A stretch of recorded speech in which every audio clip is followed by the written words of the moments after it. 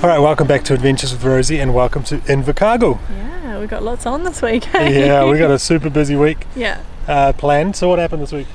So cheers to Adam, who watches our channel, for letting his workplace know about us and travelling around.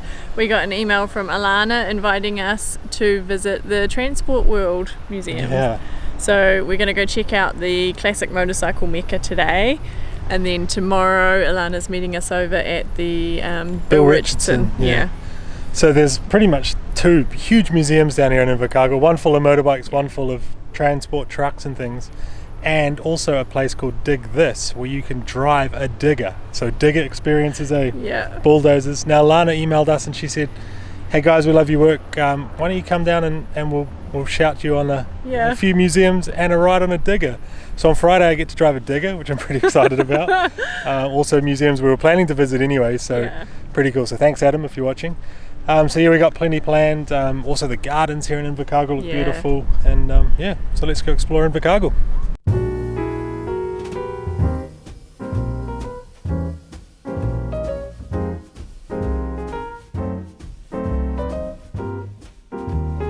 Alright, so we're kicking things off this morning in Motorcycle Mecca. Yes, this place is amazing. Yep. 3 levels across 2 buildings. Yep. So many cool things to see. Over 350 bikes here. Some of Britain's motorbikes as well. Some Harleys from like the 1920s and earlier. Pretty stunning, eh? Yeah. We're not big bike people, but it's amazing to see. Bikes. It's pretty. He had a scooter once, but it's pretty amazing to see like this, level of collection here in New Zealand. Beautiful old building as well. So let's check out Motorcycle Mecca.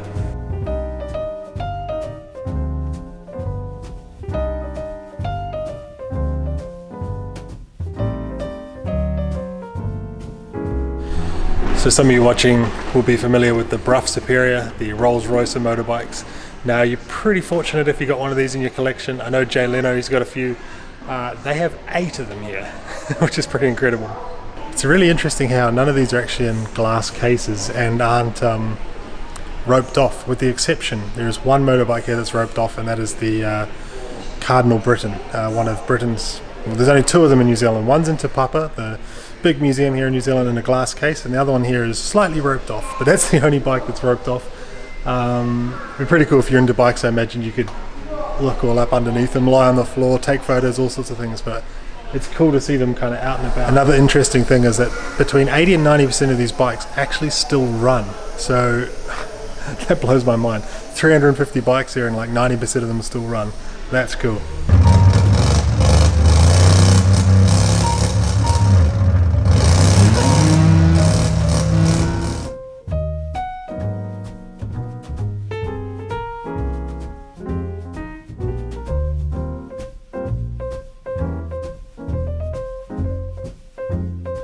So Invercargill is actually home to Burt Munro, aka the world's fastest Indian, who set the land speed record way back in the 60s, I think. They got a cool little replica workshop here with some actual bits and pieces from his workshop, trophies and everything. Cool little photo opportunity on this here. This is what his bike basically looked like, and he tested it out here on the beaches in New Zealand and then took it over to Utah and tested it out on the salt flats.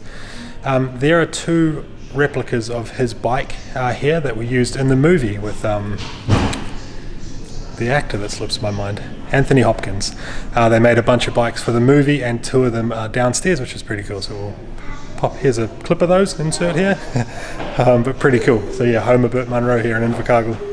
Alright, Harvey just told me I need to check out the men's toilets. Look at these sinks. Old petrol pumps with a sensor. And the water comes out there. Pretty amazing. So even their bathrooms are impressive.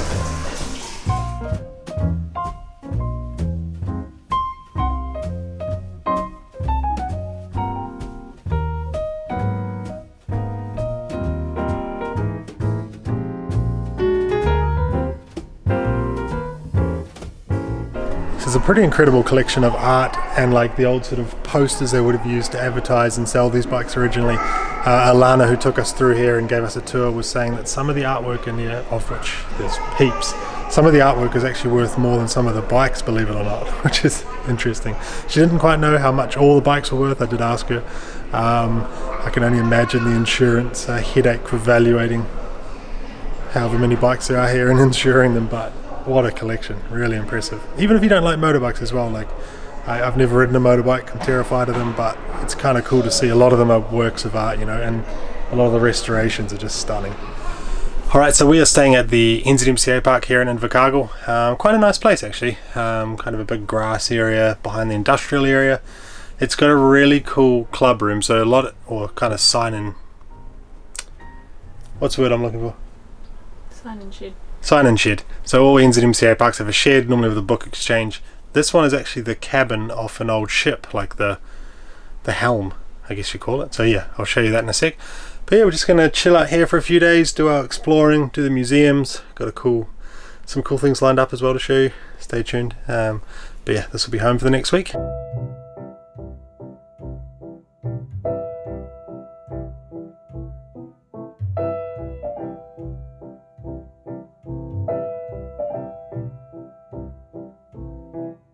How cool is this? Pretty amazing, eh? There's a picture actually here of the boat that it came off. But it's still got the old radios and things. Bit of a book library. Pretty cool.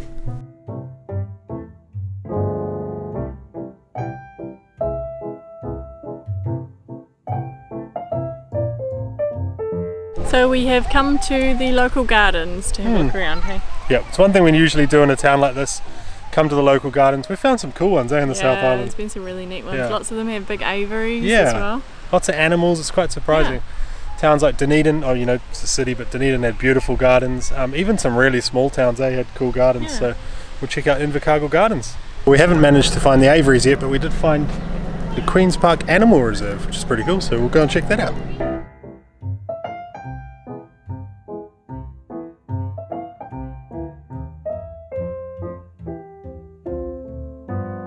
Not a bad area in here actually, it's quite big, which is good to see. Sometimes you come into these little gardens and there'll be a small enclosure and you feel a little bad for the animals, but these ones are kind of all roaming around together and pretty big enclosure. Everything seems tidy. Good work, Invercargill. We've found the aviaries. Pretty immaculate gardens, these ones. Look at the aviaries as well, like everything's super tidy, really well maintained. It's cool.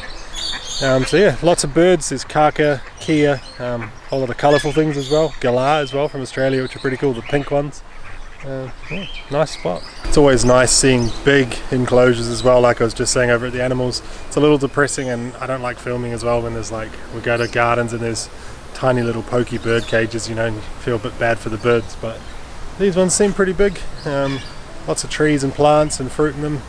In the gardens actually over there with the animals, the chickens were eating like watermelons, and watermelons are really expensive at the supermarket at the moment, so they're getting looked after. If you come here with kids, you should look until we find one playground, because there's a castle one that doesn't have any water thing, and the other playground has a pool and some cool toys. And when we were here, we didn't, even when we pushed the buttons, it wouldn't go. Nice.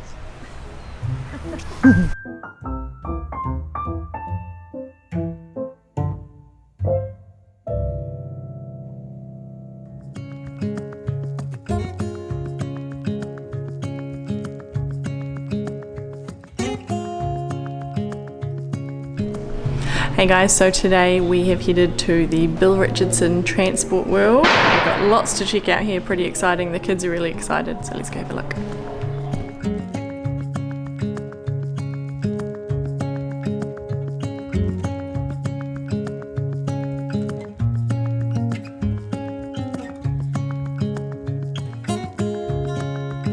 So Bill Richardson's transport company here in Invercargill was this one here, Southern Transport. There are a bunch of these trucks here, of his original trucks, throughout the years that are still here.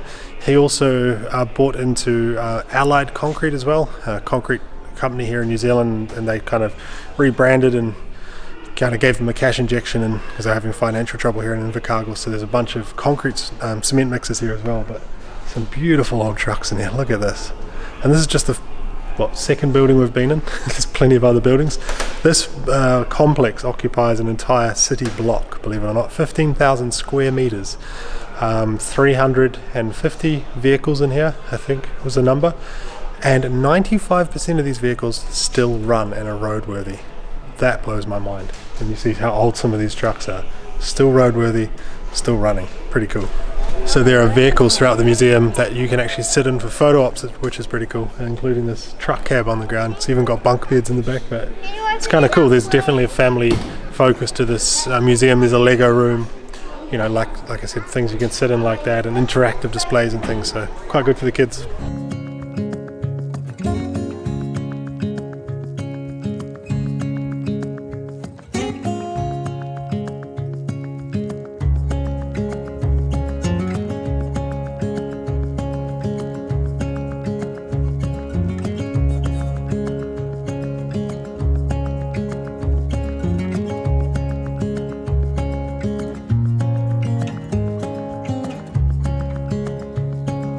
Place is huge, and I just realized as I started talking there's a whole nother room over there as well.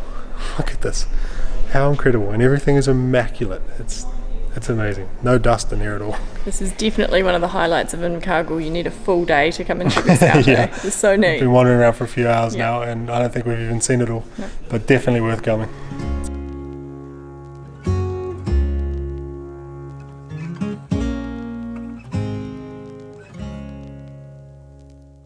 Alright, so I'm pretty excited for today's adventure. We've come to DigThis in Invercargill, and I am going to drive one of those diggers back there apparently. They got some cool little diggers here for kids if you're over 5. Unfortunately Harvey is 2 months shy of being 5, so he can't ever go today. Cool sandpit though for the kids, but yeah, I'm going to drive one of those diggers back there. I'm not quite sure what's in store, what it entails, but let's go drive a digger.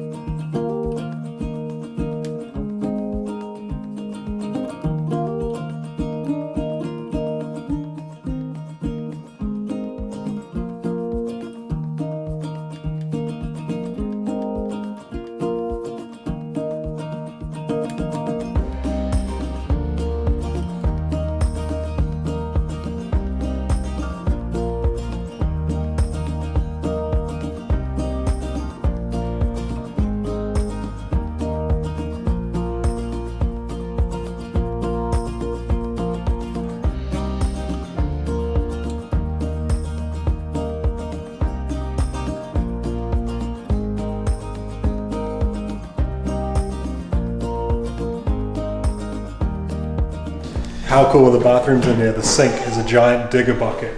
Look at that. This place is amazing. Well, DigThis was a pretty neat experience. That was really fun.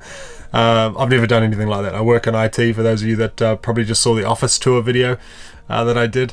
So yeah, I've never had any sort of hands-on experience like that, and it was pretty awesome. So I did the big dig, which was an hour long. You had a headset on, and there you would have seen the guy in the video in the high-vis vest. He just talked me through everything. And I was quite surprised at how quick it was to pick up. Dug a giant hole, did some gymnastics. You would have seen it spinning around. The first thing they got me to do actually was put the bucket on the ground and lift the back of the excavator up, and that was terrifying.